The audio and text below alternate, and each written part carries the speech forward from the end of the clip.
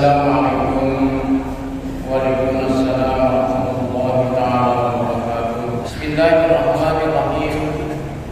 Wa anhu qala, dan dari Abi Hurairah qala, dia berkata, qala Rasulullah sallallahu alaihi wasallam, telah bersabda Rasulullah sallallahu alaihi wasallam, sab'atun yuzilluhumullahu fi zillati yawma la zilla illa zilluh.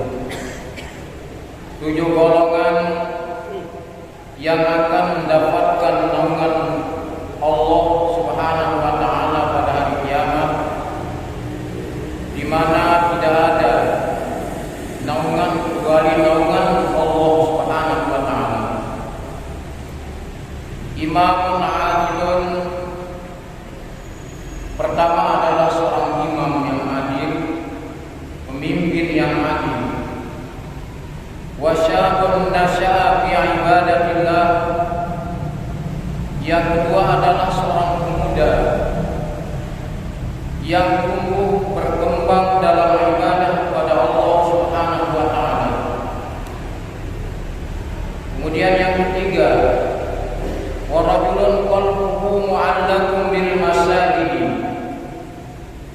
seorang yang hatinya tertambat di masjid. Wa rajulani tahabba fillahi ijtama'a 'alaihi wa tafarraqa 'alaihi. Kemudian yang keempat adalah 2 orang yang saling mencintai karena Allah, berkumpul dan berpisah karena Allah juga. Wa rajulun da'athu imra'atun zatu jamalin wa mansabin wa qala inni akhafullah. Yang kelima adalah seorang laki-laki yang diajak berbuat zina oleh seorang wanita bangsawan, lalu ia berkata, laki-laki itu, inni akhafullah, aku benar-benar takut kepada Allah Subhanahu wa taala. Wa rajulun tasaddaqa bi shadaqatin fa akhfaha hatta la ta'lamu shimaluhu ma tunfiqu yaminuhu. Yang keenam adalah seorang yang bersedekah dengan satu sedekah, lalu dia menyembunyikannya sehingga tangan kirinya sendiri tidak mengetahui apa yang dilakukan oleh tangan kanannya. Wa rajulun dzakarallaha khaliyan fa fadat aina. Yang ketujuh adalah seorang yang berzikir, mengingat Allah di tempat yang sunyi, kemudian kedua matanya mengalirkan air mata. Muttafaqun alaih. Hadis ini diriwayatkan oleh Imam Bukhari dan Imam Muslim. Kaum muslimin jamaah pengajian rahimahullah, hadis yang keempat yang berkaitan tentang bab al-buka min khasyatillah wa syauqan ilaihi ini datang sanadnya dari Abi Hurairah radhiyallahu anhu. Seringkali disebutkan Abu Hurairah ini. Hurairah ini adalah gelar yang diberikan oleh Rasulullah ketika Abu Hurairah datang dari satu tempat menuju majelis Rasulullah, lalu dilihat dia membawa kucing ini, maka disebut dia Abu Hurairah. Nama asli beliau adalah Abdurrahman bin Sakhr, dan salah satu sahabat yang paling banyak juga menerima hadis dari baginda Rasulullah sallallahu alaihi wasallam. Maka dia berkata kepada Rasulullah sallallahu alaihi wasallam, lalu Rasulullah bersabda, ada 7 golongan yang akan mendapatkan naungan nanti pada hari kiamat, ketika tidak ada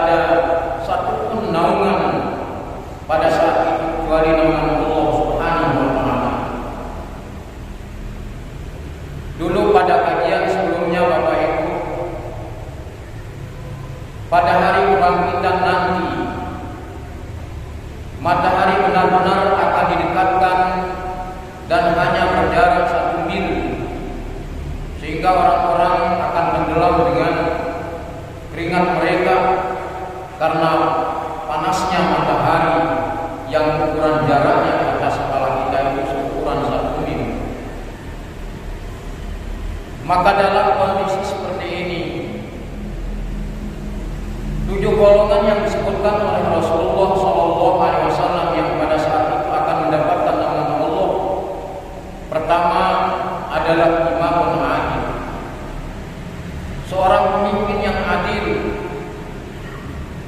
yang dapat naungan Allah adalah pemimpin yang adil, yang tahu hak-hak daripada rakyatnya, sehingga dia dicintai oleh rakyatnya, disenangi dia oleh rakyatnya. Maka seorang pemimpin pun harus memiliki qudwah hasanah, ikutan yang baik, yang dijadikan idola adalah Rasulullah SAW. Dia sebagai tolak ukur kita untuk menjadi pemimpin yang adil, yang baik di tengah-tengah rakyatnya. Maka Islam sangat mengedepankan keadilan, di mana seorang pemimpin tanpa kecuali harus bisa memenuhi hak-hak setiap daripada orang yang dipimpinnya. Kemudian baik dia seorang muslim ataupun seorang non-muslim, apakah dia seorang kerabat ataupun orang asing, teman ataupun musuh, ini yang harus diayomi oleh seorang yang menjadi imam.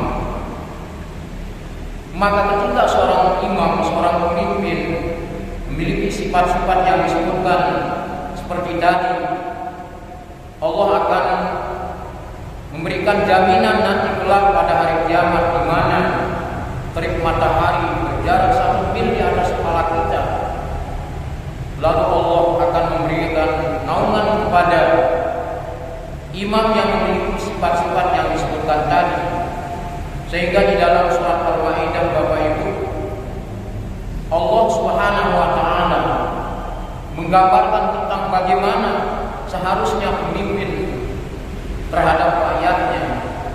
Allah berfirman, "Wala yajrimannakum syana'anu qaumin ala alla ta'dilu." Dan janganlah sekali-kali kebencian kalian terhadap satu kaum mendorong kalian untuk berlaku tidak adil. Ini memberikan arti, Bapak Ibu, bahwa jangan sekali-kali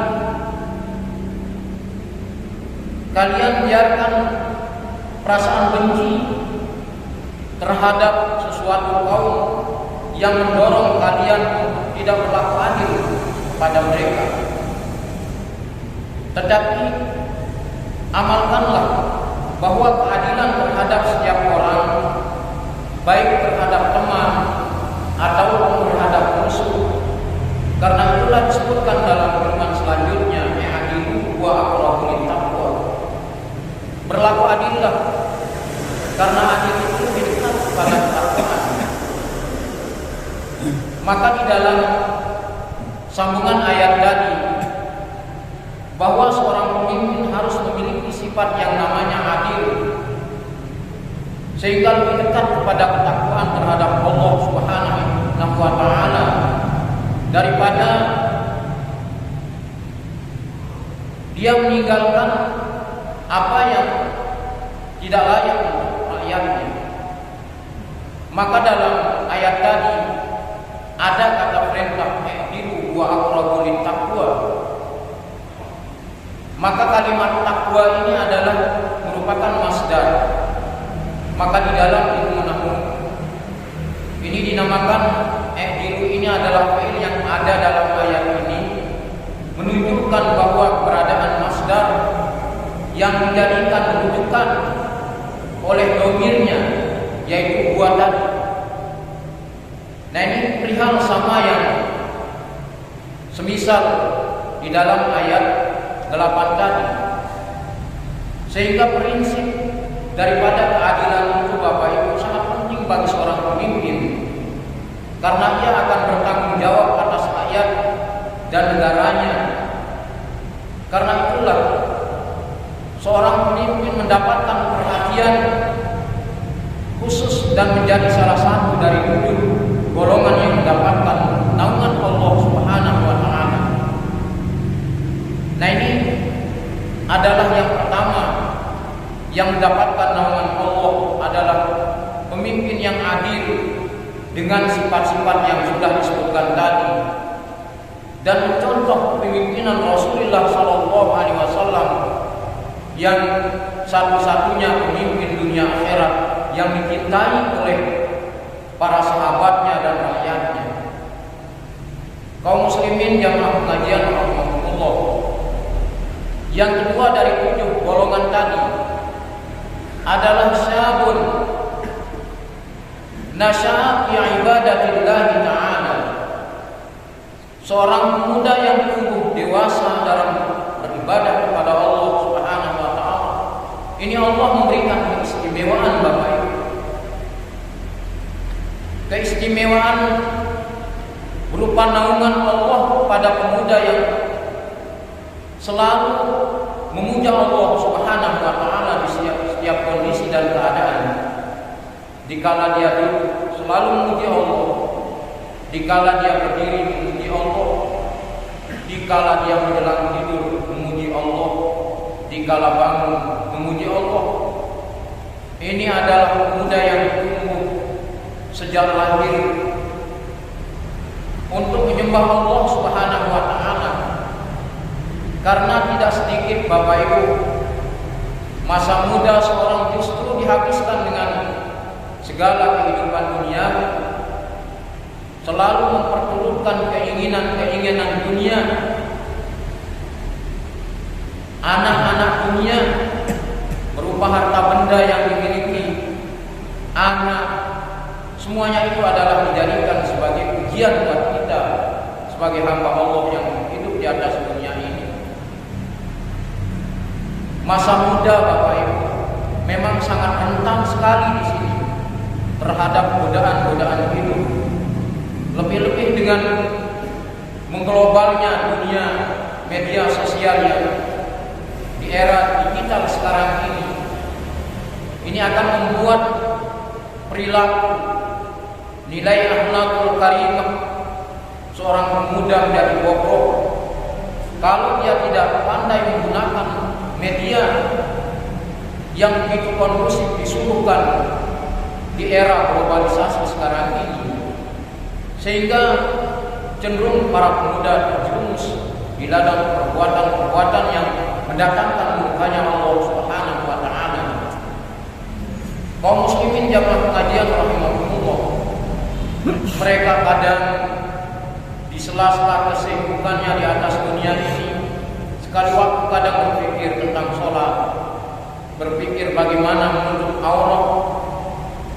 Kemudian di samping itu, pada saatnya nanti ketika mereka telah menjadi tua, apakah dia akan menjadi orang yang istiqomah di dalam menjalankan perintah Allah ataupun tidak? Maka di sepanjang karir kehidupannya sejak kecil, pemuda ini selalu hatinya tafawud di hadapan Allah, selalu mengingat Allah di tempat manapun dan kondisi apapun dia berada. Maka ini adalah seorang pemuda yang akan mendapatkan naungan dari naungan Allah Subhanahu wa taala. Oleh karena itulah sebagaimana yang pernah dinasihatkan oleh Rasulullah sallallahu alaihi wasallam, maka Rasulullah pernah bersabda Bapak Ibu, "Igtanim khamsan qabla khamsin syababaka qabla haramik, wa sihhataka qabla saqamik, wa ghinaka qabla faqrik, wa faragaka qabla syughlik, wa hayataka qabla mautik." Ini adalah pesan Rasulullah Bapak Ibu untuk mengingatkan kita semua, bukan para pemuda saja, Maka Rasulullah di sini manfaatkanlah 5 perkara, kata Rasulullah. Sebelum datang 5 perkara. Pertama adalah syababaka, masa muda. Qabla haramik, sebelum datang masa tua. Maka seorang pemuda yang ta'alluq hatinya sejak dia dilahirkan oleh ibunya menjadi seorang pemuda yang taat di hadapan Allah Subhanahu wa taala.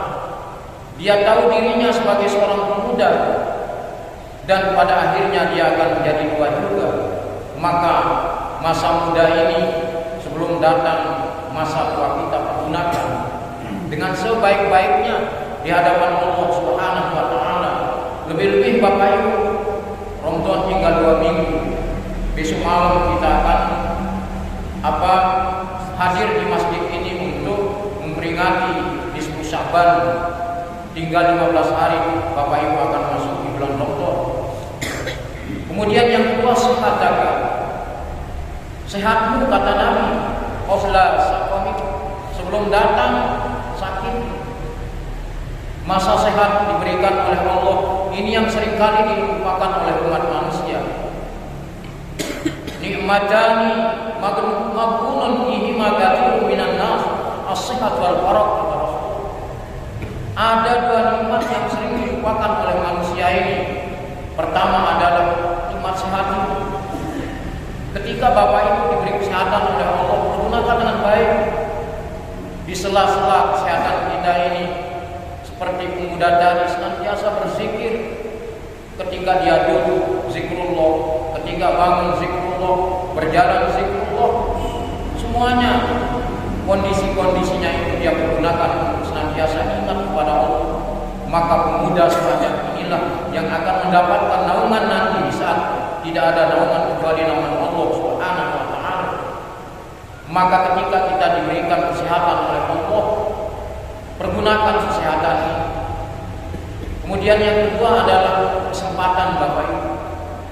Kesempatan terbentang luas Allah berikan buat kita untuk menata diri bagaimana kehidupan kita di dunia ini, untuk meraih kehidupan yang lebih hakiki, yang wal akhiratu khairu afdal, kehidupan akhirat yang abadi. Kemudian yang ketiga, kata Rasulullah, ginaka qabla faqr, masa kayamu sebelum datang masa fakir. Ketika Bapak Ibu diberikan karunia berupa harta benda oleh Allah Subhanahu wa taala, banyak orang-orang yang butuh terhadap harta benda itu, di mana sering disampaikan bahwa harta ini merupakan titipan Allah. Suatu waktu Allah akan ambil dia. Maka sebelum diambil oleh Allah, mari kita infakkan dia, kita sedekahkan dia di jalan Allah Subhanahu wa taala, sehingga itu pun nanti orang yang mengeluarkan sedekah masuk dalam rentetan 7 kelompok orang yang mendapatkan naungan Allah ketika tidak ada naungan nanti di hari kiamat. Kemudian wa faragha qabla syughlik, waktu luang Bapak Ibu, kesempatan terbentang luas setiap hari. Kadang kita tidak pernah memanage waktu-waktu yang diberikan oleh Allah Subhanahu wa taala. Kita biarkan waktu itu terus lewat begitu saja tanpa ada kebaikan, ketaatan yang kita lakukan. Ini akan menjadikan nilai-nilai kehidupan kita itu nihil di hadapan Allah, tidak ada artinya di hadapan Allah Subhanahu wa taala. Maka sebelum datang waktu luang ini, sebelum datang waktu sibuk kita Bapak Ibu, pergunakan waktu-waktu ini sebaik-baiknya. Tata diri kita, manage diri kita menjadi orang yang terbaik di hadapan Allah, dan nantinya akan mendapatkan naungan di saat matahari didekatkan dengan jarak 1 mil di atas kepala kita.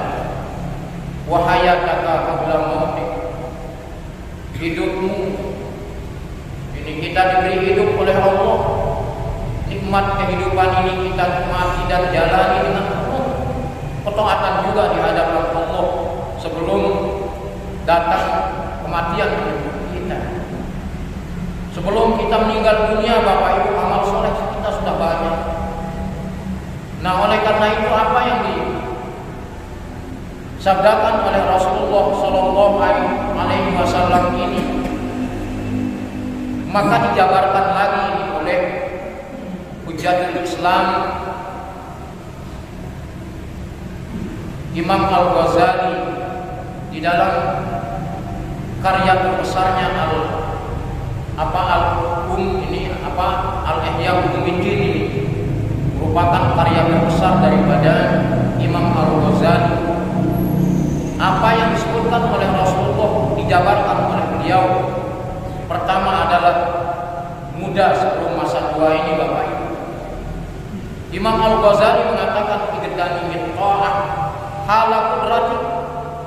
Gunakanlah waktu mampumu untuk taat sebelum qabla hujumi ajzil kibari alaik, sebelum datang lemah masa tua yang ada pada dirimu, kata Imam Al-Ghazali. Fatandam ala ma farrat fi jambillah, sehingga Bapak Ibu menyesali, kata Imam Al-Ghazali, menyesal karena telah melalaikan perintah Allah Subhanahu wa taala. Ini makna masa muda itu kita pergunakan sebaiknya. Jangan sampai alama Allah fi jambillah, yaitu kita menyesali karena telah melalaikan apa yang diperintahkan oleh Allah Subhanahu wa taala. Kemudian yang kedua, apa yang disampaikan oleh Rasulullah itu juga sehat sebelum sakit, Bapak Ibu. Apa kata Imam Al-Ghazali menafsirkan sabda Rasulullah Shallallahu Alaihi Wasallam ini? Igtanimil amala ala sehat, faqad yu'radu manikun kamaradin fataqaddamal ni'am bighairi zat. Ini kata Imam Al-Ghazali. Gunakan waktu sehat untuk beramal, Bapak Ibu, karena datang hal yang menghalangi, salah satunya sakit, Bapak Ibu. Kalau kita diberi rahmat berupa sakit oleh Allah, aktivitas untuk sholat jamaah yang biasanya Bapak Ibu kerjakan di masjid ini tertunda ya. Ini dengan sebab sakit yang diderita. Nah, oleh karena itu, salah satu daripada manik ini adalah kamaradin. Apabila kita sakit, maka aktivitas apapun tidak bisa kita laksanakan.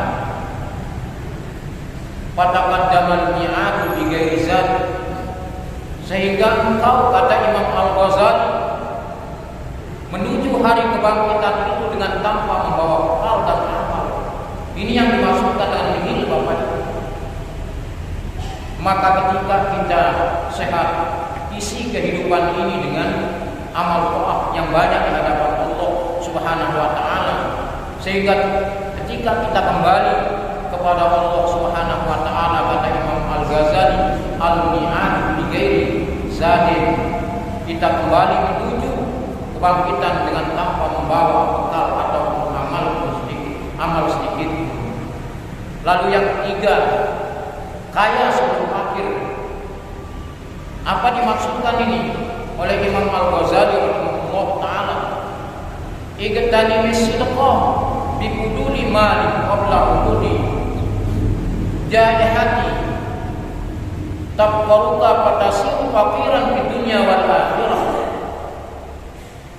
Nah, ini ditafsir kaya sebelum mati. Artinya gunakan kelebihan harta itu untuk bersedekah, Bapak Ibu. Sebelum datang susahnya yang namanya kefakiran. Ketika kita dikaruniai harta yang merupakan titipan, maka bersedekahlah sebelum datang susahnya kefakiran. Fatasiru faqiran di dunia wal akhirah, sehingga kamu menjadi fakir. Ini jangan sampai, Bapak. Harta yang banyak hari kita manfaatkan untuk menjadikan nanti di alam kubur kita pahala sedekah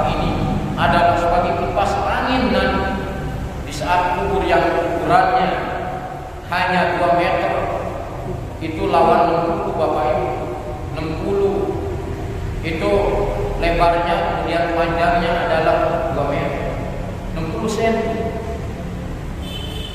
Dengan ukuran itu kita berada di dalam kubur, maka sedekah ini sebagai kipas angin nanti yang akan memberikan kesejukan di alam kubur Bapak Ibu. Sehingga inilah yang dikatakan oleh Imam Al-Ghazali rahimahullah ta'ala, jangan sampai sebelum harta kita yang banyak itu belum sempat kita manfaatkan lalu kita menjadi pada kefakiran sehingga menjadi fakir di dunia wal akhirah, fakir di dunia dan fakir di akhirat. Kemudian yang keempat, sempat sebelum sibuk, dalam arti Allah memberikan peluangan waktu buat kita semua untuk kita memanfaatkan diri lebih banyak, ingat ke Allah, lebih banyak berbuat taat kepada Allah Subhanahu wa taala sebelum kita disibukkan oleh kesibukan yang lain. Bapak Ibu, apa kata Imam Al-Ghazali dalam bagian yang keempat ini adalah kesempatan sebelum ada kesibukan. Igtanim faragha fi hadhihi dar qabla syughlik bi ahwalil qiyamah allati awwal manaziliha al-qabr. Fagtanim fursatal imkan la'allaka taslamu minal adabi wal hawa. Ini kata daripada Imam Al-Ghazali. Gunakanlah waktu luang Bapak Ibu ketika Bapak Ibu ada di atas panggung dunia ini, qabla syughlik bi ahwalil qiyamah, sebelum sibuk dengan keinginan-keinginan ataupun kegentingan daripada hari kiamat ini. Bapak Ibu, huru hara hari kiamat ini, allati awwaluha manaziluha al-qabr, awal manaziliha al-qabr, yang permulaannya huru hara kiamat ini Bapak Ibu adalah alam kubur ini. Pada kajian sebelumnya sudah disampaikan tentang alam kubur itu ada azab Allah Subhanahu wa taala yang kita yakini. Sehingga ketika malaikat mungkar nakir datang Bapak Ibu menanyakan tentang apa yang sudah ditetapkan di dalam pertanyaan Rabbukum, siapa Tuhan? Allah Rabbi. Ini sampai akhir daripada pertanyaan-pertanyaan malaikat mungkar nakir itu. Lalu kalau tidak bisa kita jawab Bapak Ibu, nah ini yang akan mengundang azabnya Allah Subhanahu wa taala. Maka jawaban-jawaban itu adalah bentuk dari pertanggungjawaban kehidupan dunia ini.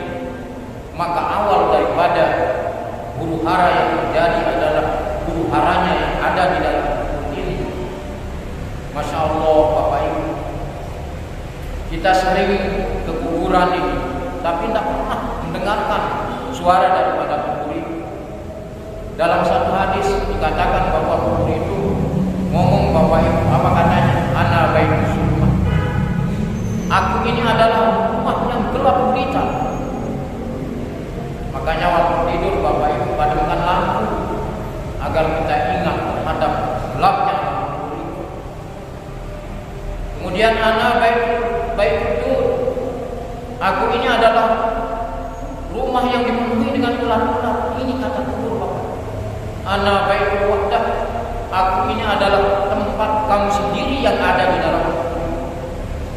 Namun seringkali kita datang ke kuburan Bapak Ibu, tidak pernah kita mendengarkan suara-suara daripada kubur seperti yang disampaikan tadi.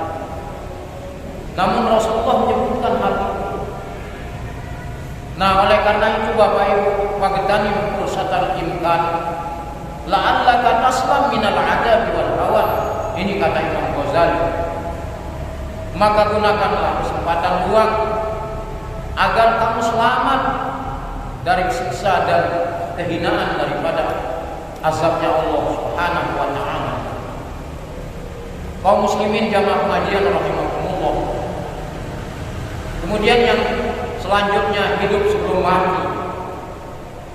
Maka Imam Ghazali mengatakan apa yang disampaikan di dalam sabda Rasulullah di atas tadi, igtanim ma talqana fa'uhu ba'da mautik fa inna man mata in qata'a amalu wa fatuhu amalu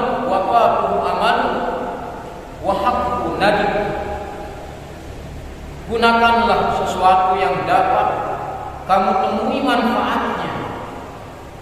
Dikala hidup Bapak Ibu, cari manfaat yang banyak. Jadikanlah diri kita ini untuk mengambil manfaat setiap hari. Di saat nafas-nafas kita ini berhembus, maka ketika Bapak Ibu mendapatkan atau menemui manfaat ba'da mautik, yaitu setelah kematian, fa inna man mata in qata'a amalu, kata Imam Ghazali, karena seseorang yang mati terputuslah amalnya. Dalam satu hadis, illa min salas, waladun salih yad'ulah, sadaqatun jariyah, kemudian ilmun yuntafa'u bih, sedekah yang terus mengalir pahalanya. Ini merupakan aset Bapak Ibu. Maka ketika amal kita sudah terputus, kemudian wafat amal, kemudian kehilangan angan-angan Bapak Ibu, keinginan kita hilang, kemudian hak nadimu, lalu nyata penyesalan. Makanya menyesal di kemudian hari tidak ada gunanya.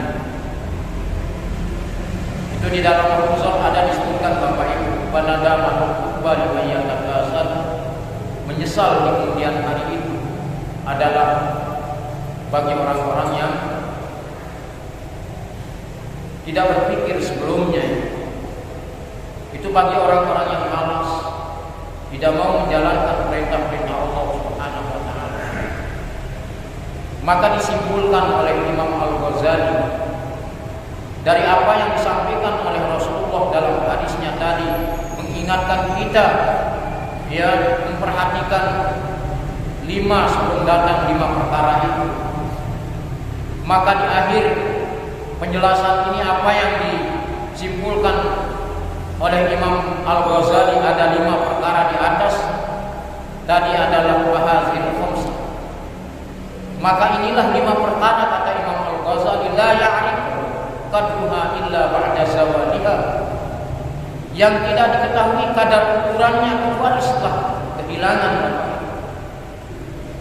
Coba ketika kita diberikan kehidupan, seberapa banyak amal yang kita lakukan, bisa kita koreksi diri kita masing-masing Bapak Ibu. Ketika kita diberi kesempatan oleh Allah, seberapa banyak waktu yang kita gunakan kesempatan ini buat Allah? Apakah kita menjadi orang yang diberi kesempatan terus berfoya-foya kesana kemari menghabiskan waktu, lalu kematian menjemput kita?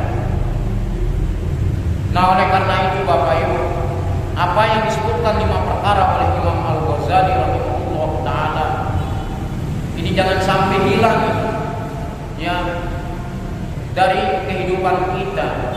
Apa yang disampaikan oleh Rasulullah 5 perkara tadi agar kita pelihara dengan baik, maka dengan itu kita akan selamat dan mendapatkan seperti yang disebutkan seorang pemuda semenjak ia tumbuh lahir berbuat taat di hadapan Allah. Ini adalah pemuda yang nantinya akan mendapatkan naungan di saat tidak ada naungan pada hari kiamat nanti, kecuali naungan Allah Subhanahu wa taala. Kemudian yang ketiga Bapak Ibu, yang disebutkan di dalam hadis yang keempat tadi, wa rajulun qalbuhu mu'allaqun bil masajid, seorang laki-laki yang hatinya melekat pada masjid Bapak Ibu.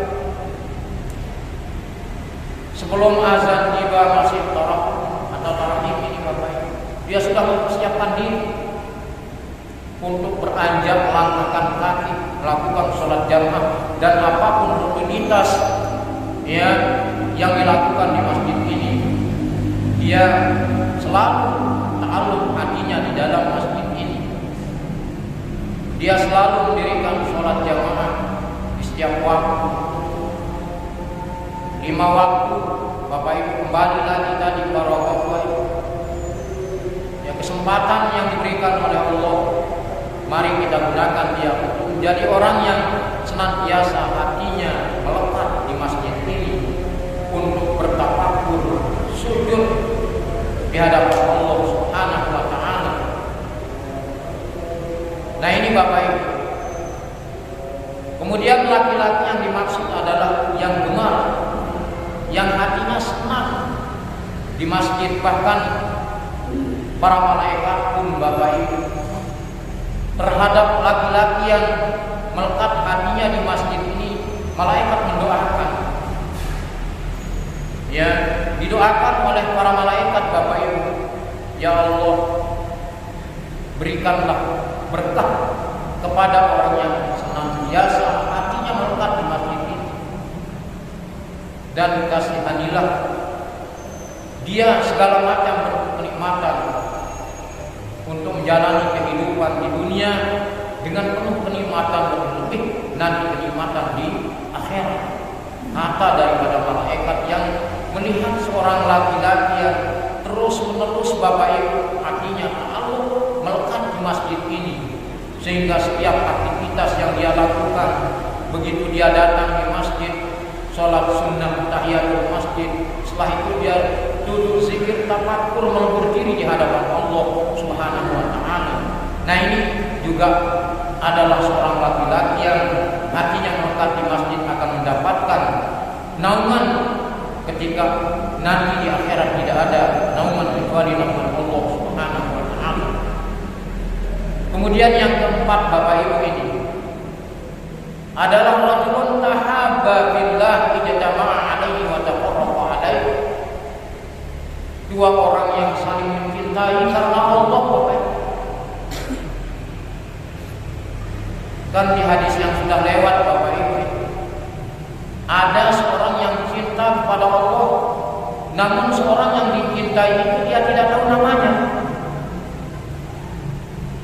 Ini sampai malaikat Jibril ikut terhadap laki-laki ini ketika dia akan menziarahi seorang yang tidak tahu namanya, namun dia seperti tadi cinta karena Allah di waktu dia berada di sisi. Ketika dia berpisah, ya, itu pun juga terjadi karena cinta kepada Allah Subhanahu wa taala. Maka keduanya bertemu karena Allah dan berpisah pun juga karena Allah Subhanahu wa taala. Sama halnya dengan kita yang duduk di majelis ilmu ini Bapak Ibu. Kita kumpul bersama di sini dalam naungan mahabbah, ya. Begitu kita selesai ngaji, selesai sholat, kita salaman, berpisah karena Allah. Maka orang yang seperti ini juga akan mendapatkan nanti naungan Allah Subhanahu wa taala di saat tidak ada naungan, di mana matahari seperti yang digambarkan itu adalah jaraknya 1 mil di atas kepala kita. Maka seorang teman yang dipilihnya Bapak Ibu, karena sama-sama dia berada di jalan Allah Subhanahu wa taala, apa yang dikenakan temannya, ya, apa yang dipunya temannya, ini hanya dia lihat dengan cinta Bapak Ibu, bukan dilihat dengan asa. Biasa kita begini, kalau ada seorang hamba Allah yang ada diberi kelebihan oleh Allah, kadang hati ini bisa hasad. Nah, sekarang kita putar balik. Ketika seorang teman kita, saudara kita diberi keluangan rezeki, diberi keluangan kehidupan oleh Allah, pandang dia dengan cinta kepada Allah.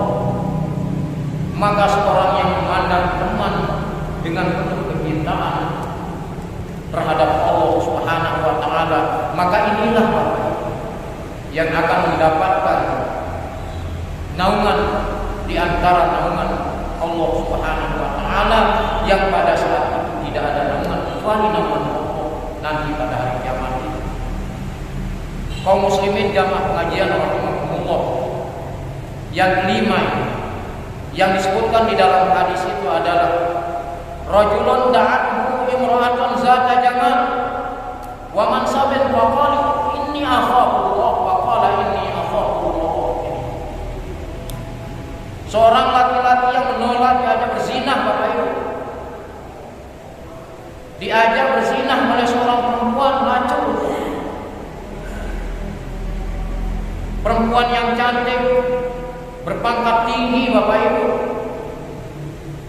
Maka laki-laki itu mengatakan, aku takut kepada Allah. Maka dengan apa yang dikatakan oleh laki-laki ini kalau memakai ini tauhid, Bapak Ibu, artinya dia tidak main-main. Dia benar-benar ini akhaf, benar-benar takut akan Allah Subhanahu wa taala. Nah, ini yang ada mutabakuhnya dengan bab al-buka min khasyatillah, takut karena nangis karena takut di hadapan Allah Subhanahu wa taala. Jangan sampai seorang yang diajak melakukan perbuatan zina lalu dia mau, ini tidak akan masuk dalam 7 golongan apa yang disebutkan oleh Rasulullah SAW. Maka laki-laki yang seperti itu, kalau ada seorang perempuan yang mengajak untuk melakukan perbuatan zina, kembali ingat kepada Allah, inni akhafullah, inni akhafullah. Nah, ini kan seperti kisah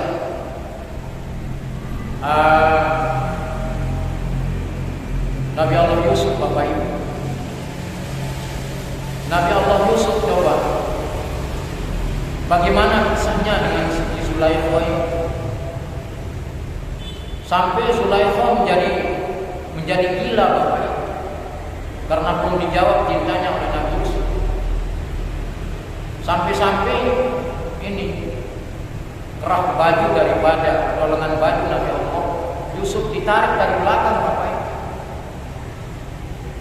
Itu menunjukkan bahwa Siti Zulaikha ini adalah cinta mati dia. Segala cara menyakiti Nabi Allah Yusuf, namun Nabi Allah Yusuf tetap zikir kepada Allah, tetap ingat Allah. Maka orang-orang yang senantiasa ingat akan Allah, Bapak Ibu, Allah akan menemani dengan rahmat-Nya. Allah akan menemani orang-orang yang senantiasa ingat kepada Allah dengan rahmat-Nya, baik di dunia ataupun di akhirat, Bapak Ibu. Nah, ini yang kelima, Bapak Ibu, seorang laki-laki yang mengatakan ketika diajak melakukan perbuatan zina, oleh seorang perempuan mengatakan ini akhafullah. Bahkan ketakutannya kepada Allah ini, Bapak Ibu, ketakutannya kepada Allah ini sebagai benteng yang paling kokoh untuk melindungi diri mereka tidak terjerumus dia di dalam perbuatan zina. Maka di dalam surah Zariyat, Bapak Ibu, Allah Subhanahu wa taala berfirman, wa amma man khafa maqama rabbih wa nahan nafsa 'anil hawa fa innal jannata hiyal ma'wa, kata Allah. Dan bagi orang-orang yang takut berdiri di hadapan Allah Subhanahu wa taala dan menahan diri dari keinginan jahat, Bapak Ibu, sesungguhnya Firdaus, nama surga yang akan menjadi tempat tinggalnya, Bapak. Orang yang mampu menahan hawa nafsunya, dia tidak menghambur nafsunya terhadap godaan rayu daripada para wanita yang akan mengajaknya melakukan perbuatan zina. Maka Allah menggambarkan orang-orang yang takut berdiri di hadapan Allah Subhanahu wa taala dari kejahatan-kejahatan yang dia lakukan, maka surga Firdaus akan menjadi tempat kembalinya orang-orang yang mampu menahan hawa nafsunya atas bujuk rayu godaan daripada seorang wanita yang akan mengajak dia melakukan zina. Salah satu daripada 7 dosa besar yang dikelompokkan dalam sabdul mubiqat oleh Rasulullah sallallahu alaihi wasallam. Lalu yang keenam, Bapak Ibu, yang disebutkan di dalam hadis ini adalah wa rajulun tasaddaqa bi sadaqatin fa akhfaha hatta la ta'lamu shimaluhu ma tunfiqu biyaminihi. Seorang yang beramal dan menyembunyikan amal sedekahnya, Bapak Ibu, sehingga tangan kirinya tidak tahu apa yang disedekahkan dengan tangan kanannya. Ini mengandung pengertian bahwa sedekah yang dilakukan secara sembunyi-sembunyi, Bapak Ibu, untuk menghindari atau menghindarkan diri dari sifat yang namanya riya. Ini agar kita pelihara diri kita, Bapak Ibu, ketika kita bersedekah, jangan sampai kita ada unsur riya, dan melihara diri daripada pandangan orang-orang, ya, sehingga riya ini akan menjadikan nanti nilai pahala sedekah kita menjadi batal. Nah, seperti yang digambarkan oleh Rasul, tangan kanan ini memberi, Bapak Ibu, kemudian yang kiri tidak tahu bahwa kanan ini memberi. Artinya jangan sampai orang lain ketika kita bersedekah, Bapak Ibu, ada unsur riyanya di situ. Nah, ini mudah-mudahan kita bisa menghindarkan diri dari sifat riya ini ketika kita tasaddaqa bi sadaqatin fa akhfaha hatta la ta'lamu shimaluhu ma tunfiqu biyaminihi. Nah, ini merupakan perbuatan yang dilakukan semata-mata. Riya itu adalah untuk mendapatkan pujian dan pengakuan dari orang lain. Ketika kita memberikan nanti itu dia orang lain. Nah, ini jangan sampai ada berpetik ucapan seperti itu, sehingga ini kita pelihara hati kita ini ketika kita bersedekah lillah, ikhlas lillahi ta'ala, Bapak Ibu. Maka seringkali perbuatan ini justru menghancurkan amal sedekah tersebut, Bapak Ibu. Maka sifat riya ini kita jauhkan dari dalam hati kita, sehingga nilai sedekah yang kita keluarkan, berikan, infakkan di hadapan Allah Subhanahu wa taala, ini adalah mendapatkan jaminan nanti, ya, bahwa nanti ketika tidak ada naungan, ya, pada hari kiamat kecuali naungan Allah, ini akan diberikan terhadap orang yang bersedekah dengan satu sedekah, lalu tangan kanannya yang memberikan sedekah itu, tangan kirinya tidak tahu apa yang diberikan oleh tangan kanan itu dengan gambaran tadi. Bersedekah lillahi ta'ala, jangan sampai ada unsur di dalam hati kita ini bahwa kita ada unsur riya, karena riya itulah yang akan menghancurkan nilai pahala daripada sedekah yang Bapak Ibu keluarkan. Qala rahimahullah ta'ala, lagi satu, Bapak Ibu, dari 7 orang yang akan mendapatkan naungan Allah pada hari kiamat nanti, di saat tidak ada naungan kecuali naungan Allah, itu adalah rajulun zakarallah khaliyan fafadat aina. Nah, ini dia, Bapak Ibu, yang kaitannya dengan khasyatillah ini. Seorang yang selalu berzikir kepada Allah dan dalam keadaan sepi ia meneteskan air mata, Bapak Ibu. Ketika kita bangun malam, Bapak Ibu, teringat dosa tadi pagi sampai sore, kita bangun di hadapan Allah, ya, bertafakur, berkeluh kesah di hadapan Allah. Yang dikeluh kesahkan dosa yang banyak itu, Bapak Ibu, bagaimana kita mendapatkan ampunan di saat itu linangan air mata kita bercucuran karena takut akan azab Allah terhadap apa yang kita lakukan dari pagi sampai sore. Lalu pada malam hari, fafadat aina, dua mata kita ini mengalirkan air mata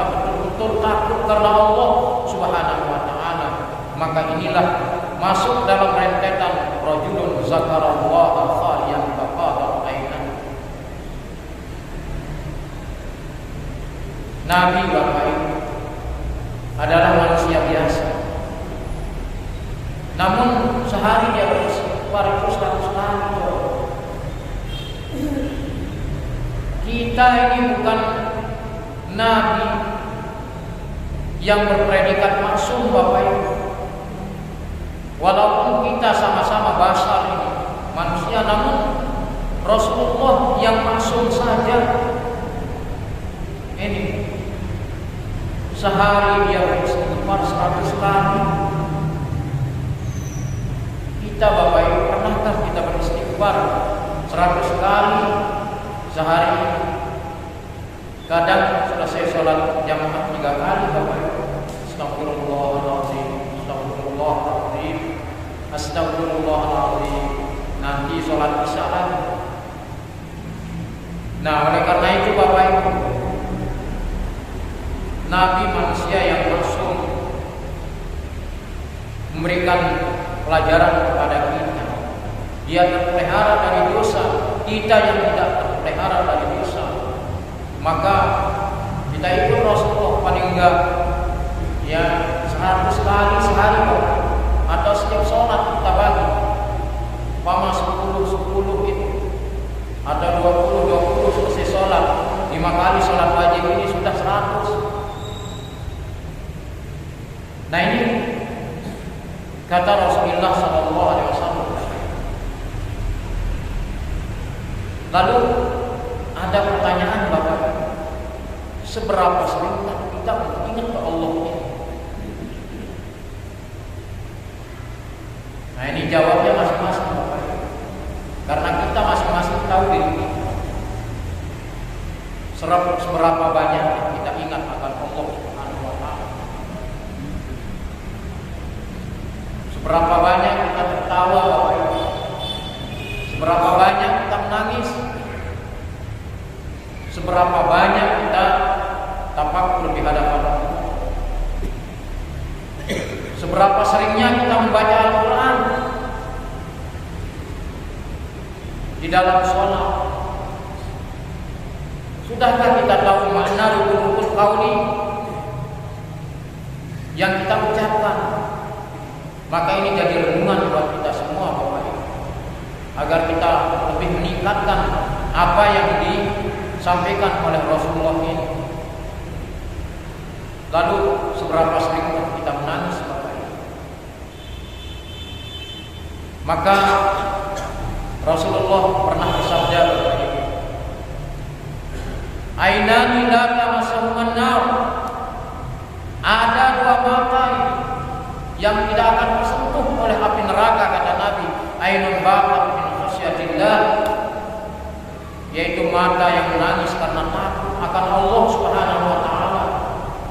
Yang kedua, wa ainun bakat tahussu fisabilillah, mata yang berjaga pada malam hari itu di jalan Allah Subhanahu wa Ta'ala. Bapak Ibu, begitu matahari tenggelam, ya masuk waktu maghrib sudah terhitung malam, Bapak Ibu jaga sampai sholat isya, jaga. Selesai sholat isya tambah zikirnya di rumah, tambah tasbih Bapak Ibu yang tadi 33, tambah lagi. Nah ini cara kita mengingat akan Allah Bapak Ibu. Dikala ini penglihatan kita ini masih jaga, maka itu terhitung nanti dalam jalan orang-orang yang disebut dengan sabilullah. Ketika kita mati Bapak Ibu, ingat Allah, apalagi la ilaha illallah, itu Allah akan mengharamkan jasad kita ini tersentuh oleh api neraka. Kemudian di dalam riwayat lain Bapak Ibu, ainani la tamassahuman nar abada. Ada 2 mata yang tidak akan tersentuh selamanya oleh api neraka, kata Rasulullah. Ainun batat taqul muslimina fi sabilillah wa ainun bakat min khasyatillah. Nah, ini kata daripada Rasulullah SAW. Ada dua mata yang selamanya tidak akan disentuh oleh api neraka, yakni mata yang semalam menjaga kaum muslimin di peperangan dan mata yang menangis karena takut kepada Allah. Dulu pada ashabul Rasul, Bapak, banyaknya terjadi peperangan fisabilillah. Lebih-lebih dalam perang Ahzab itu, Bapak. Para sahabat gak tidur, Bapak. Coba 10.000 lawan 1.000, Bapak. Kaum muslimin hanya jumlahnya 1.000 pada perang Ahzab itu melawan 10.000. Coba kalau dibanding 1 lawan 10. Sehingga Salman Al-Farisi dari intelijen, Bapak, untuk mendeteksi keberadaan daripada para musuh pada perang Ahzab itu, gabungan ini bisa disebut dengan multinasional, Bapak Ibu, gabungan antara sekutu Quraisy untuk memerangi Rasulullah bersama para sahabatnya. Di saat perang Ahzab itu keluar sifat basyariah Rasulullah yang biasanya Rasulullah tidak pernah takut, Bapak Ibu. Maka kala itu sifat basyariah Rasulullah keluar takut, bahkan meneteskan air mata, Bapak. 1 lawan 10, coba dibayangkan. Nah, ini apa yang disampaikan secara detail, Bapak Ibu, di dalam hadis yang keempat ini, bahwa ketujuh golongan yang disebutkan tadi itu akan mendapatkan nanti naungan Allah, yaitu pada hari kiamat ketika la zilla illa zilluhu, tidak ada naungan kecuali naungan Allah Subhanahu wa taala. Kaum muslimin jamaah Ahmadiyah rahimahullah, inilah satu hadis yang bisa dibaca dalam kesempatan ini yang berkaitan tentang bab al-buka min khasyatillah wa syauqan ilaihi, yaitu nangis karena takut kepada Allah dan sangat rindu kepada Allah dengan ibadah-ibadah yang sudah dipadukan oleh Allah kepada kita. Oleh karena itu, Bapak Ibu, untuk kita mendapatkan apa yang disebutkan oleh Rasulullah, maka kita harus di sini manage diri kita menjadi orang-orang yang disebutkan tadi. Ketika kita diberikan kesehatan oleh Allah Subhanahu wa taala, pergunakan kesehatan itu. Ketika kita diberi kesempatan, gunakan kesempatan itu.